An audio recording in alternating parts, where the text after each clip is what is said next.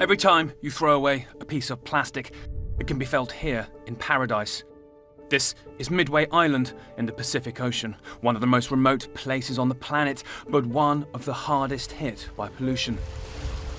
Tomorrow I'm going to go to Midway to visit the vast marine area that we just created. President Barack Obama has recently declared the National Wildlife Area, including Midway, the largest protected area in the US, the second largest on the planet.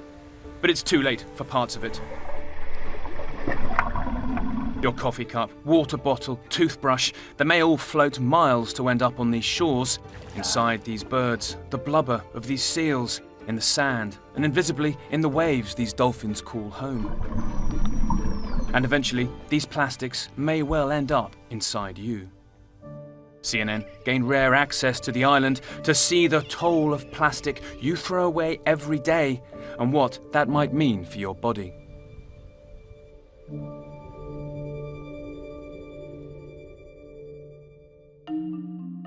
Halfway between North America and Asia, Midway Atoll is one of the most remote places on the planet.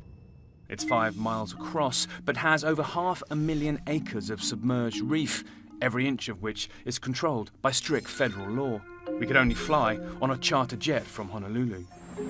Well, it looks extremely beautiful and tranquil from up here, the Pacific at sundown, but across the world's oceans there are thought to be some 5 trillion pieces of plastic just floating as garbage.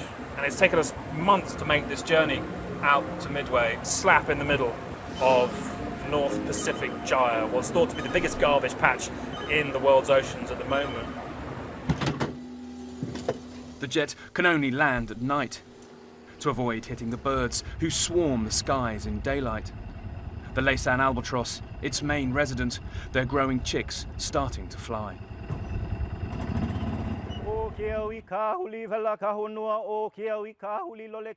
Yet something very unnatural is happening here.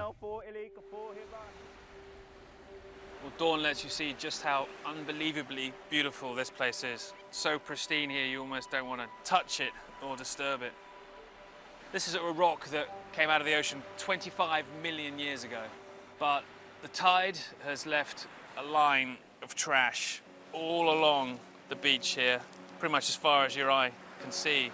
And it's amazing in the kind of detail too, of the things you find. Like a plastic mannequin's head. If it rained in a city far away from here for a few minutes, maybe somebody bought themselves a plastic umbrella for a quarter of an hour.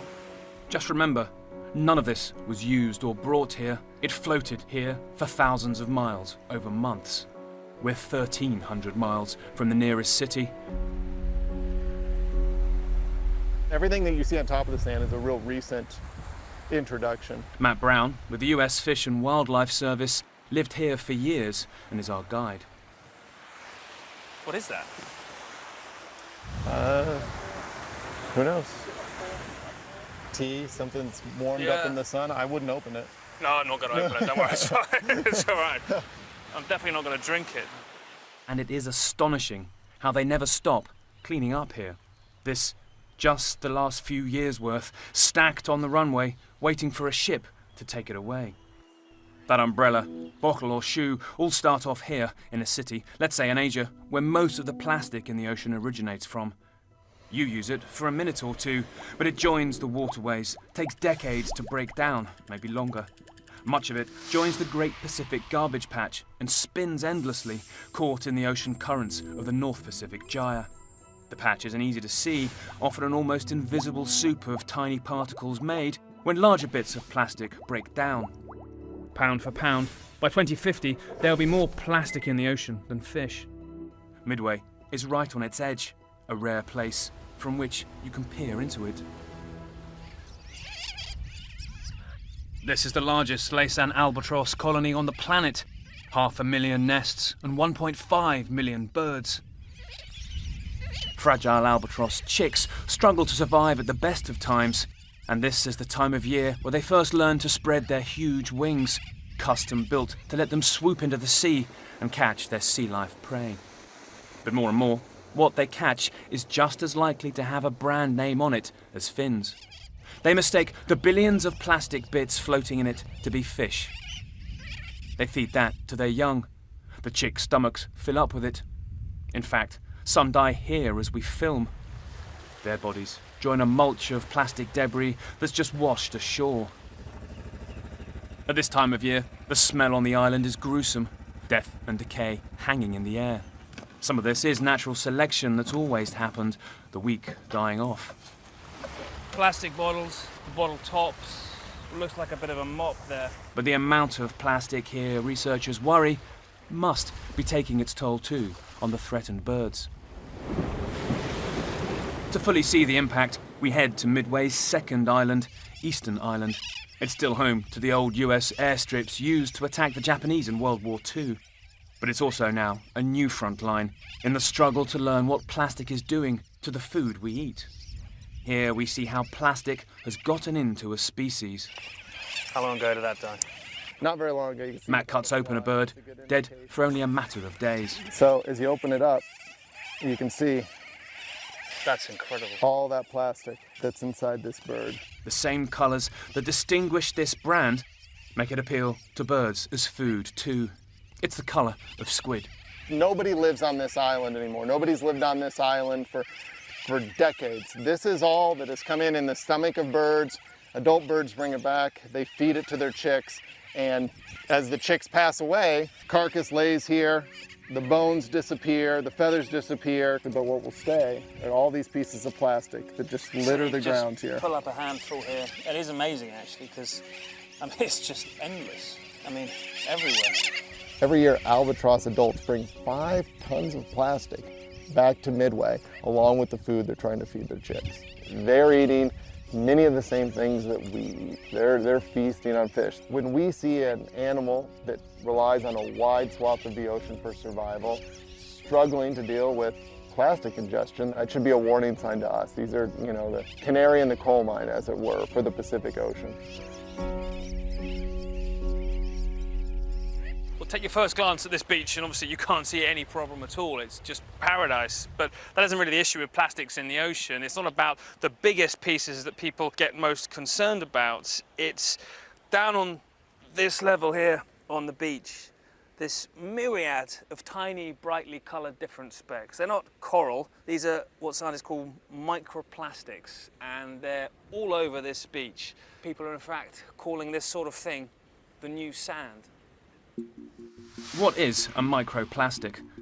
It's the tiny particle created when larger plastic items, toothbrushes, bottles, bags, break down over decades. They float in the water and get eaten by sea life. They cause 2 problems. First, the fragments act like a sponge to other toxins in the water, pesticides and flame retardants, for example, suctioning them up and concentrating them. Secondly, they are themselves complex polymers, molecules the body can't fully break down. When they get really tiny, into a billionth of a metre as a nanoplastic, scientists have shown they can cross tissue membranes into fish cells. They say that is harmful to fish, their reproduction, immunity, survival skills. What we don't know is what happens when humans eat the fish or sea life. Is it harmful to us? It's already an urgent question. A leading US government scientist told CNN plastic is definitely in our food chain and drinking water. This isn't something maybe happening to our children. It's already here. 3 billion people rely on the ocean for their food. Do you still eat sushi yourself? Not as often as I used to. Back at our boat, we attract some unexpected attention. We're not supposed to be that close unless seals actually come to us, but it's just amazing to be so close to a completely endangered species like that. These are the mammals people are looking at most closely to see what plastic ingestion could be doing to them, because we know they eat fish and that the fish eat plankton and the plankton can absorb lots of plastic. But in their blubber, researchers have found traces, that's amazing, have found traces of plastic at relatively high levels. Hawaiian monk seals can be seen as a sentinel for exposure to plastics and other persistent organic pollutants for humans. In a few individual animals, we've seen very high levels, particularly in adult males. A couple measured at Midway, and so they might be more susceptible to problems from disease exposure They might have lower reproductive rates from exposure to these chemicals. It is very troubling. With every step of the food chain, the concentration that can be measured in the tissues of animals becomes not just cumulative, but magnified. You actually feel their hot breath coming out of their nose into your face, and just a little bit of, I think, seal snot went into. Midway's always been vital to somebody. A home for birds to breed, a source of life to Hawaiians. And for the US and Japan, a place so strategic they fought a decisive battle for it in World War II. Wherever you step, you're still reminded here of sacrifices made that turned the war in America's favour, of a naval battle where luck and courage combined to defeat Japan so unexpectedly, historians still marvel at it today. Even now, it houses these sensors meant to detect radiation from a North Korean nuclear test. To get more of a sense of scale, we head out from the atoll towards the reef that encircles it, closer to the endless plastic of the Great Pacific Garbage Patch. It's often hidden under the surface, an almost invisible underwater soup of tiny fragments, and not easy to spot, like this, a sunken barge, used to ship fresh water here when this was a Cold War early warning station.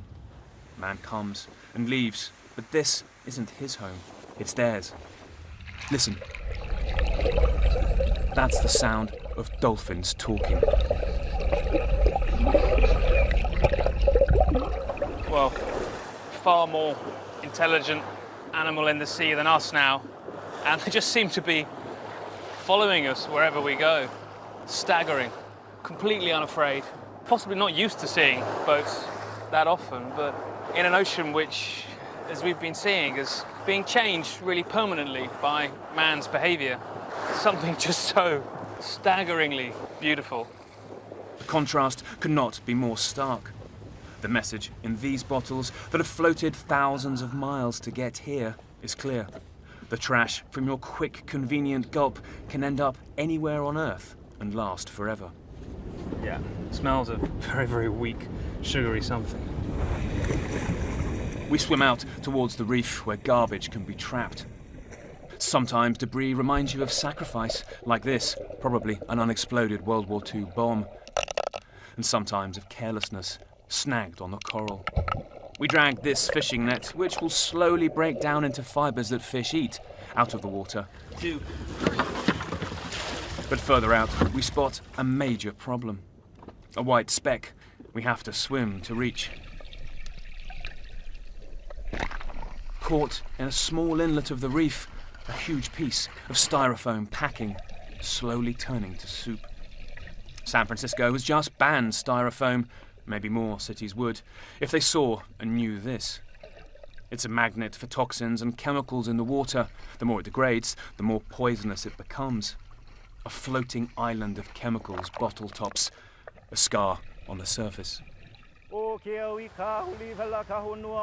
So much of the damage in these waters is hidden, but what is not is terrifying. To native Hawaiians, this is the crucible of life. They call it Papahanau Makuakea, where Father Sky meets Mother Earth. The spot just past the horizon we come from when we're born, and back to which we go to die. Yet, despite being as far from civilization as you can get, civilization has imposed itself here, everywhere. This is the cost of our convenience world, of the tiny, disposable choices we make to throw something away, often several times an hour. And this is just the beginning of what those choices are doing to our planet and future.